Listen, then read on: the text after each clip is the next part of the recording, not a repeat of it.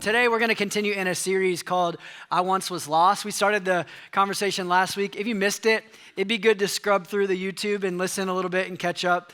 We talked about a Barna research article that came out recently, and the title of the article said, "Openness to Jesus isn't the problem, the church is." And so last week we talked about the problem facing the church. The problem in the church and the problem for every single one of us is to display and honestly represent who Jesus is to the world around us. Last week we talked about coming to know our own story. And today I want to start by reading something that we ended last week with. So this is the last thing we read last week together. This is an excerpt from the article in the Barna Research article by David Kinnaman. It says this: "The work of Christians is to embody Jesus, full of grace and truth, and reflect his image in all we say and we do. The challenge facing the church is whether you and I are ready and able to meet those who are spiritually open where they are, as they are. Are we ready? Are we willing and able to meet people where they are? And again, not just go where they are, but to know them." So last week, we talked about the reality that we are in a time, culturally, where the fastest growing religious group are known as the nuns. Not convent nuns, but N-O-N-E-S, right? I have no religious affiliation or attachment. And we talked about the reality that we are in a world that is constantly changing. We're in a time of great instability, politically, globally. There are wars, there are atrocities, there is change globally. There's change that you and I face personally. There is a lot of instability around us. There are fads that come and go, trends that come and go, value systems that blow and toss around like the wind. And there are people, many people, who are spiritually open. Our friends, our neighbors, our coworkers are open and interested in who Jesus is. The Barna study showed, and we talked about it last week, that 7 out of 10 or 71% of those surveyed said, I have a positive view of Jesus. I have an interest in who Jesus is. I met with a college student this past week who shared about growing up in a home with no real boundaries, guardrails, moral or ethical kind of like directives. Everything was experience life to the fullest, and you kind of figure out where the chips fall. Chase your passions, have all of these experiences in relationships and experiences throughout high school. And this college student shared, I realized that there is no point of arrival in this kind of life. I kind of want to know what's right and wrong. I kind of want to know. I want somebody to help me know. I've been chasing my feelings, my passions, my urges, my whole high school life and now into college. And then she was invited to church. She said, and I was so attracted that in Jesus there was meaning, there was truth, there was grace, there was mercy, there was actually a direction. And she said, I don't know much about him, but I'm hoping you or somebody else could help me learn more about Jesus. I'm just telling you, on the heels of what we talked about last week, people are open, people are interested, people are hungry and waiting for others to meet them where they are, to know them, and to share this real transformative hope that actually gives us a firm place to stand and a firm place to step going forward in our life. As we raise kids, as we relate to one another, as we have relationships, as we work, as we navigate a shifting culture, people are hungry to know, what is truth? What is my hope? Is there a God? Does he know me? Does he love me? Does he care about me? Or am I just flesh living out flesh? To share Jesus, we talked about this last week, we have to know Jesus. We have to know our story. So we walked through those questions. Where did I come from? What was the message I received from my upbringing or where I came from? Where was I headed in my life? Where did Jesus find me? What did Jesus heal in me? And where am I headed now because of Jesus? And today, I want to just talk about the simple, but I believe profound reminder that you and I need as we interact with people in life. that we are called to know other people. We have to commit to knowing people, to meeting people where they are, but then developing personal relationships with them as they are spiritually open and spiritually interested. A huge part of evangelism, which I kind of want to try and recapture and reclaim that term evangelism or evangelical, because anytime you say the word evangelical or something like that, or evangelism, everybody thinks about politics, right? And evangelism is defined as this: the spreading of the Christian gospel, not a political gospel, not a political message, but a Christian gospel. What is the gospel? That God so loved the world that he gave his one and only son, that whoever believes in him will never perish but have everlasting life. God did not send his son into the world to condemn the world, but to save the world through him. This is the good news. We can know God, walk with God, live with God, and evangelism is sharing that good news, living out that good news by public preaching or personal witness. Now, there are instances where public preaching is a great tool of evangelism, but I have found that sharing faith with others is not most effectively accomplished from where I am currently standing. But it is in the second half of that, by personal witness, by life on life, by relational connection.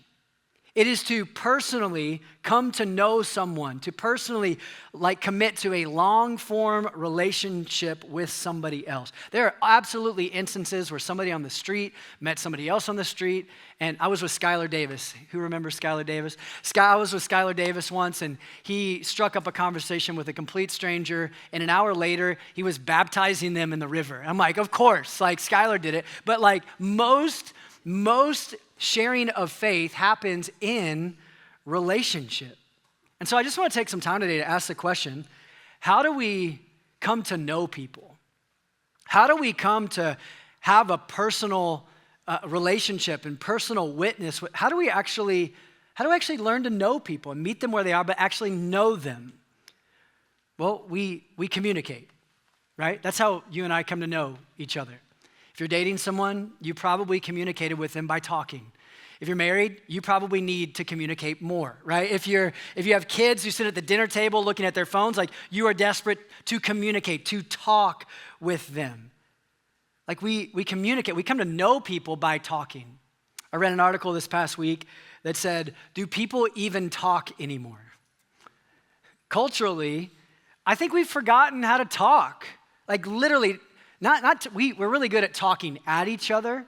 We're good at getting our points across. We're really good at sharing reels. I don't know about you, but experts at sharing reels with one another, or memes, but we're really good at texting and social media. But the ability to develop and build a relationship, to know somebody by talking, I think we've lost that art. I read another study that shared most Americans prefer silence to small talk. And yet, we are good at small talk. How's the weather? About 75, sunny. It was a little foggy this morning, right? Are you stoked for fantasy football? Absolutely stoked for fantasy football. What are your kids into? Oh, yeah, kids and sports and all the things. Kids are good. Wife's good. Life is good. Starting school. We small talk, and yet most Americans are hungry for something deeper. They would prefer to not talk, silence, than small talk. What does that tell us? We are longing for someone to know us. We are longing to be known by someone, and it's a huge opportunity for you and I to know other people. So I want to use the word talk today, T-A-L-K. It's going to be a little old school. We're going to use that as an acrostic today, and we're going to look at an interaction with Jesus to really sit with, how do we actually come to know people? We talk. So we're going to be in John chapter 4. If you have the Slow City Church app, on the bottom of the app, there's a notes tab. You can follow along with scriptures there. It's going to be on the screen. You can open up the Bible app on your phone or a physical Bible, and you can read this stuff later on the app. But I want to just consider, how do we actually come to know people with the lens of, how do we share Jesus with the world around us? How do we share Jesus with our kids? How do we do this together? So talk, T, time. We give time and attention to people.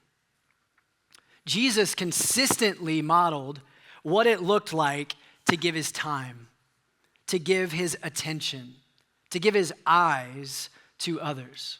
In John chapter 4, his friends are walking, and it says they had to go through Samaria. Now, they were Jewish, and so they operated in Judea. There's a place called Samaria where there was a division between the people groups. And so a good Jew never walked through Samaria, but Jesus said, we've got to go.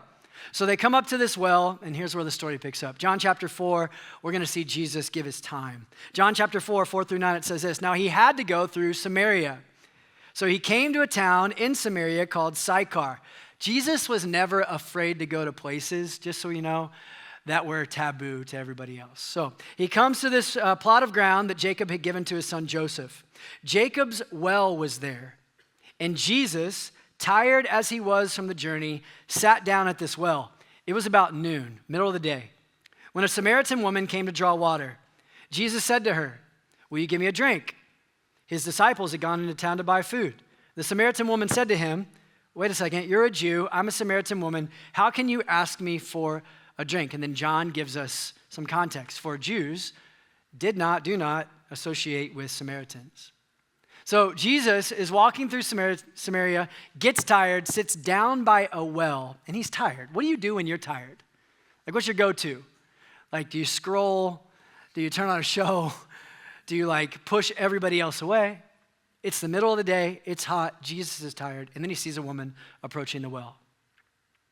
Now, he sees her, and he could have easily disregarded her, but he gives her his attention. He speaks with her. He gives his time. She sees him looking at her, and this sets her back. It surprises her because, again, he was a Jew, a male Jew, a man. He's a Jewish teacher. She's a Samaritan woman.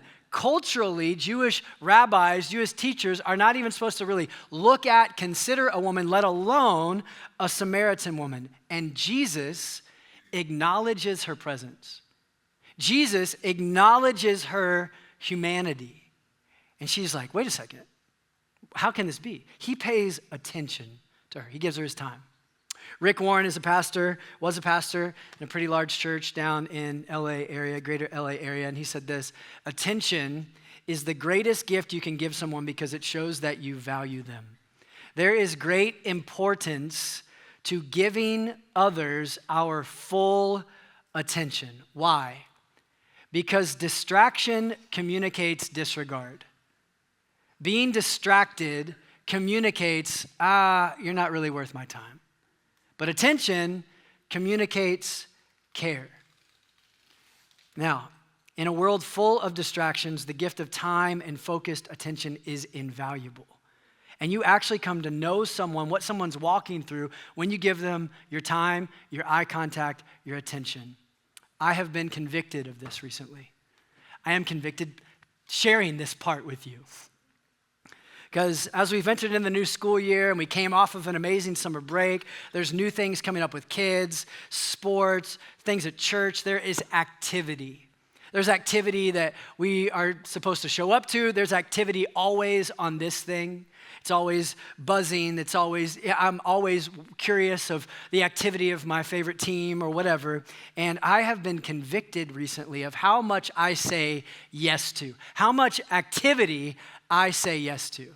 Wait a second, they text me, I gotta respond really quick. And my wife is saying, hey, it doesn't communicate that you're giving me attention when you're looking at the screen. I'm saying, but I can hear you. Does that communicate care? No, it communicates disregard. And yet, activity for me is often intoxicating.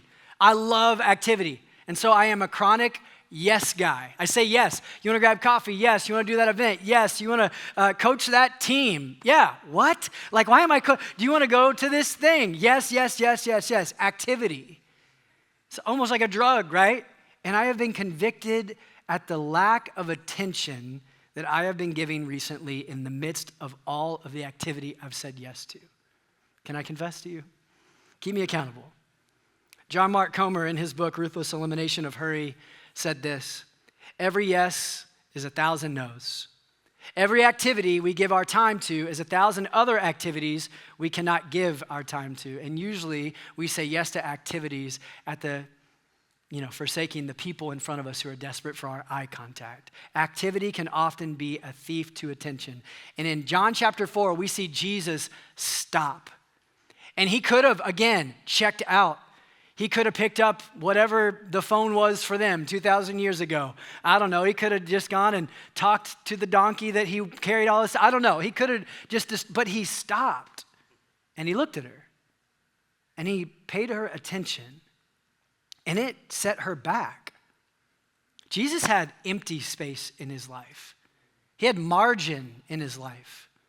Just like a paper has like margin. You've got the margins out here and on the side. There's like empty space to where he could give time and it didn't stress him out. Many of us are so full. Our schedules are so full. Our life is so full. The writing on the page bleeds all the way into the margins that we don't have empty space to give anybody else attention. What would it look like for you and I to create margin, to have empty space in our life, to just be with people? To know people, we have to give time.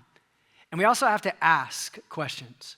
We have to ask intentional and inquisitive questions. Now, you might say Jesus didn't really ask an inquisitive question, but I think it was intentional. Jesus said to her, "Will you give me a drink?" The Samaritan woman said to him, "You are a Jew, and I am a Samaritan woman. How can you ask me for a drink? For Jews do not associate with Samaritans." Jesus asks a simple question. And what's kind of crazy is just in asking the question, it opens up a deeper conversation. Did you know that Jesus was a great question asker?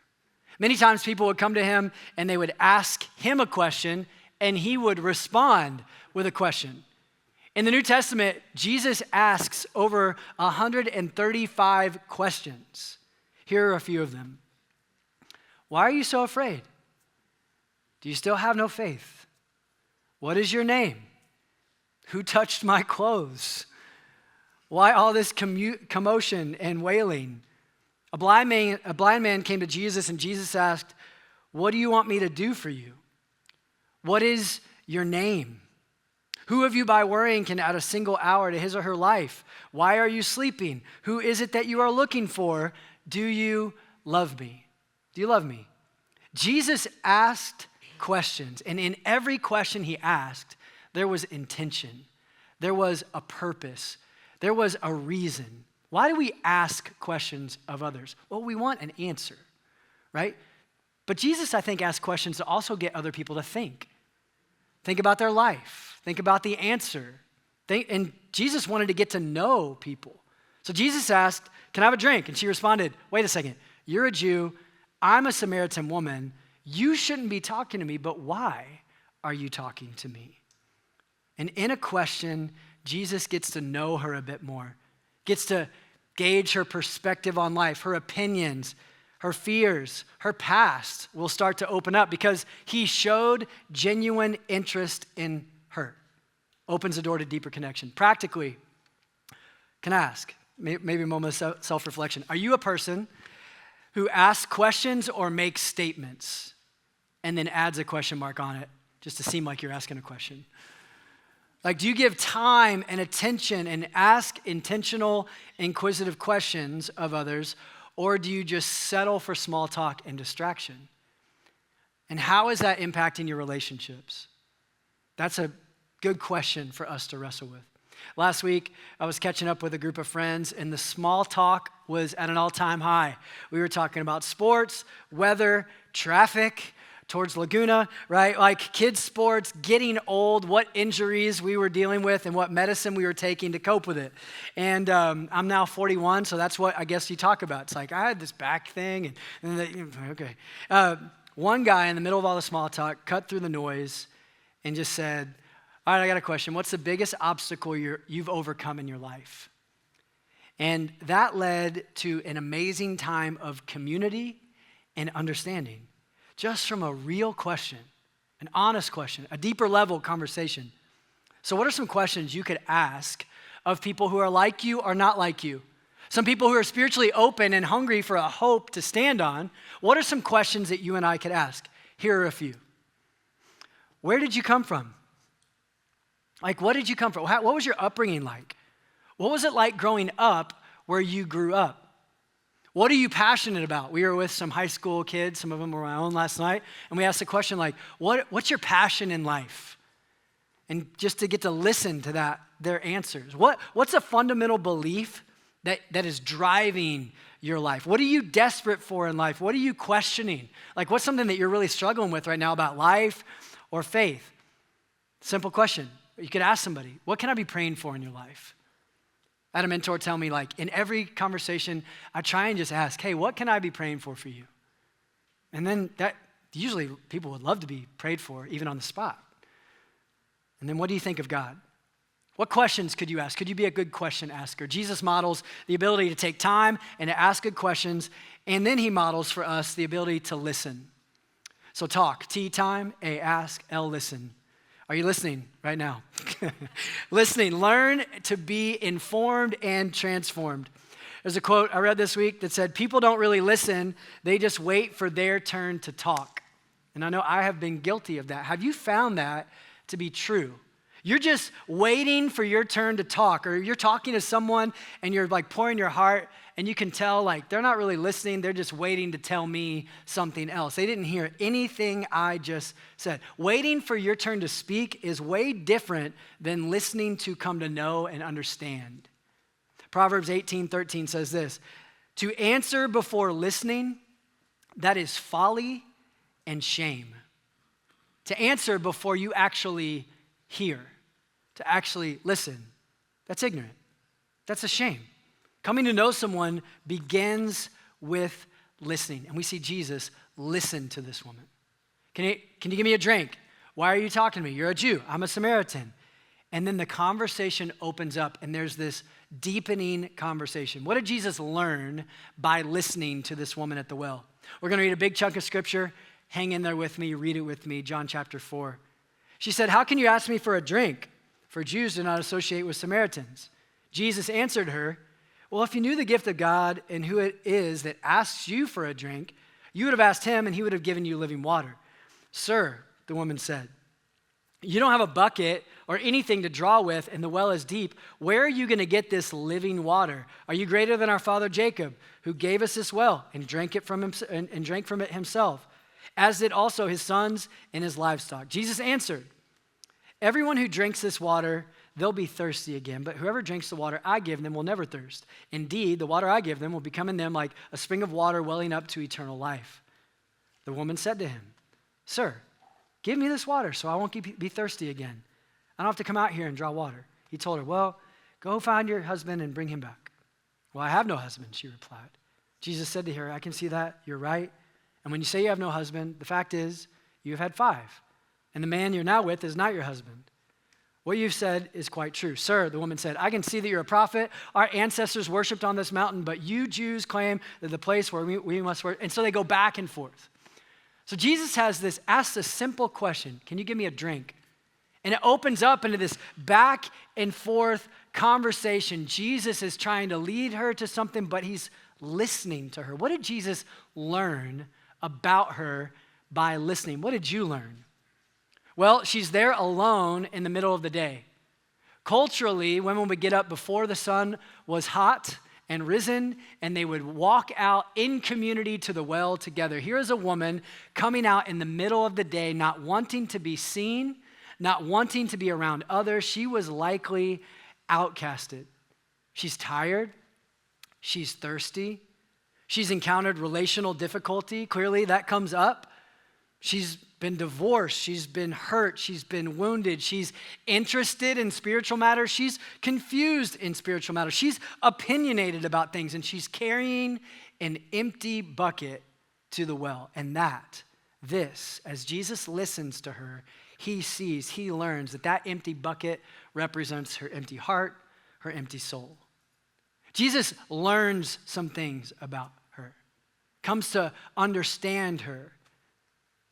May we not be people who speak over other people, but listen first. That we don't drive our agenda or our prescriptions but we actually listen. How can you remind yourself this week to just listen? So, T, time, give our time. A, ask inquisitive questions. L, listen so that we can. K, no, talk. We talk with people.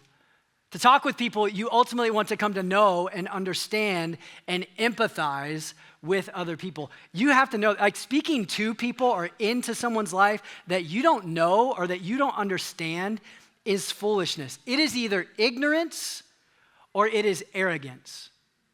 To show up to somebody and say, I need to tell you this, and I need to tell you this, and I need to tell you this without knowing them, without asking inquisitive questions, without listening to them is either, I want to say it again, ignorance or arrogance.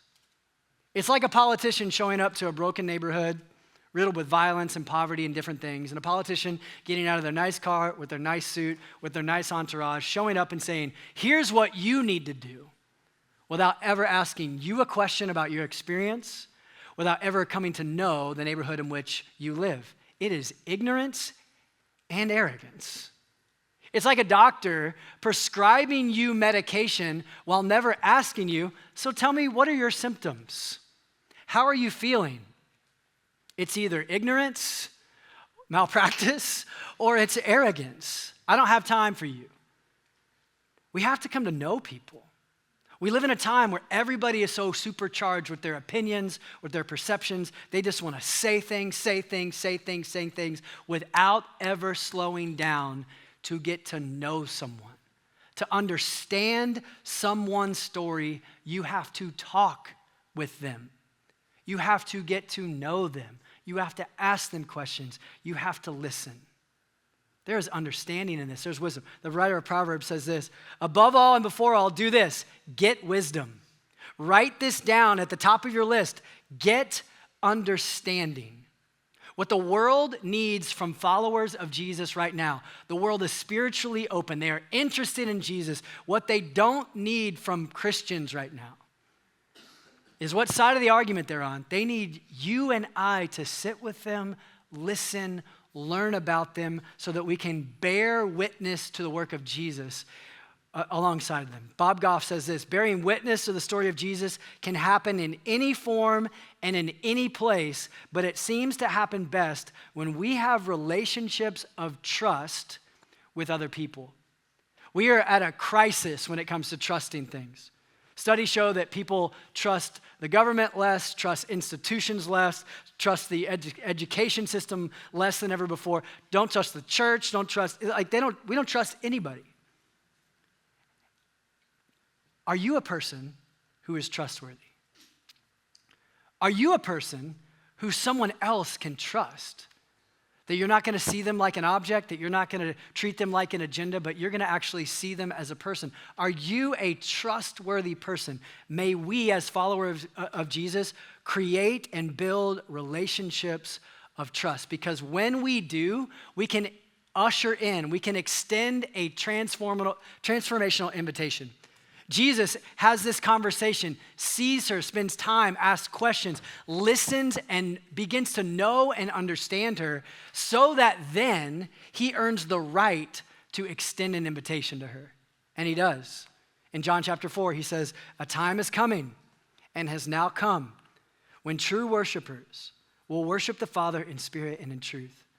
They're the kind of worshipers the Father seeks. God is spirit, and his worshipers must worship in spirit and truth. The woman said, I know the Messiah is coming. He's going to be the Christ. He's coming. And when he comes, he's going to explain everything to us. He's going to connect the dots of life. And then Jesus declared, I am he. I'm him. I'm the Messiah. I'm the Christ. The one who is taking time with you. The one who is giving you my attention, my eyes, the one who is asking you questions, the one who knows I am he.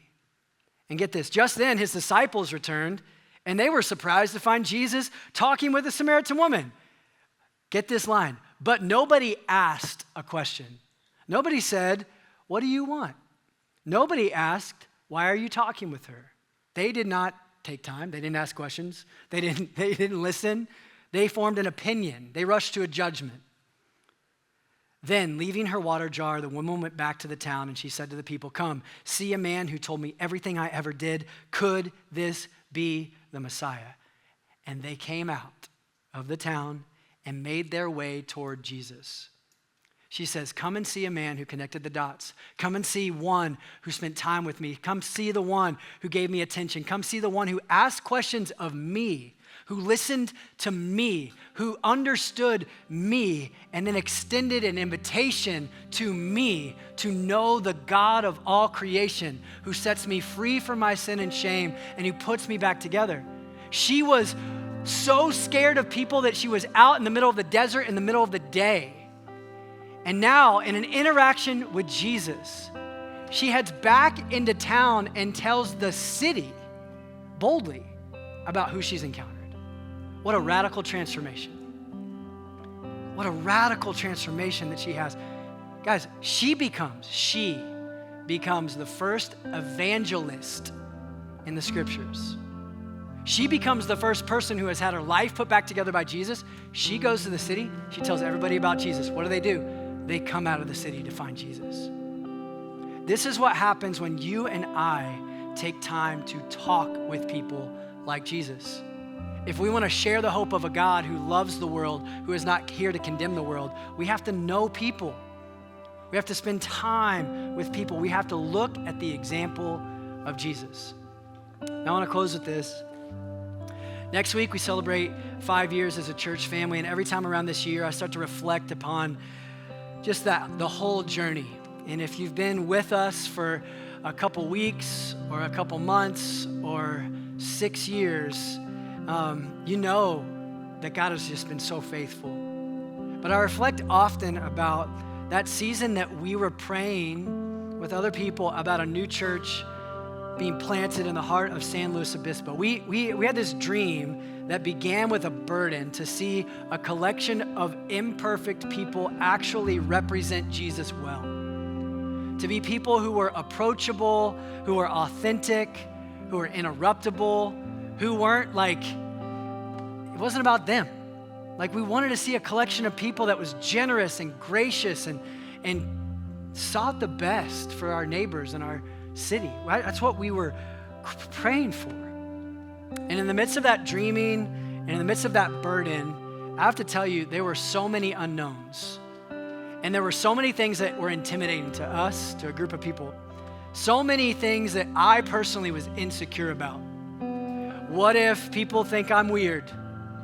What if people think I'm out of touch with reality? What if people don't believe? What if it's hard? What if it costs something? What if? And it was in that time of insecurity, I remember reading Romans 10. And Eugene Peterson's paraphrase of Romans 10 just grabbed my heart, our heart. And it says this: everyone who calls, help God, they get help. You may have heard the verse, everyone who calls in the name of the Lord will be saved. Everyone who calls out, help God, gets help. But how can people call for help if they don't know who to trust? And how can they know who to trust if they have not heard of the one who can be trusted? And how can they hear if nobody actually talks with them and tells them? And how is anybody going to tell them unless someone is sent to do it? And that verse, I remember reading this as a family, and that call pushed this group of people. And I want to read that together as a church to say that is the call on every single one of us who claim to know and follow after Jesus. He says, you're sent to tell people. You're sent to know people who look like you, who don't look like you, who believe like you, who don't believe like you. You are sent to talk with people, to share the hope. How can they know who to trust if you don't tell them? May our personal witness, may our personal time, our asking, our listening, our knowing lead to our telling the greatest story ever to be told, the greatest story that can put broken people back together. Let's pray. Father, we thank you. I thank you that you know us. And God, in who you are, and in Jesus, you displayed your heart. You left what was comfortable and you stepped into time. You took on the form of a servant, you humbled yourself, and you spent time with the poor, you spent time with the needy, you spent time with people like me, broken people, and you looked us in the eye and you gave us your time and attention. You asked questions of us, you listened to our heart, you listened to our cry, and you put us back together. And God, you lead us to say, now go, I'm sending you to know other people, to know their story. Would you give us courage? Would you fill us up? Would you remind us of who you are? And you remind us of the opportunity ahead of us to share the hope of Jesus with a world who is interested, who wants to know. We trust you. We love you. It's in Jesus' name. Amen.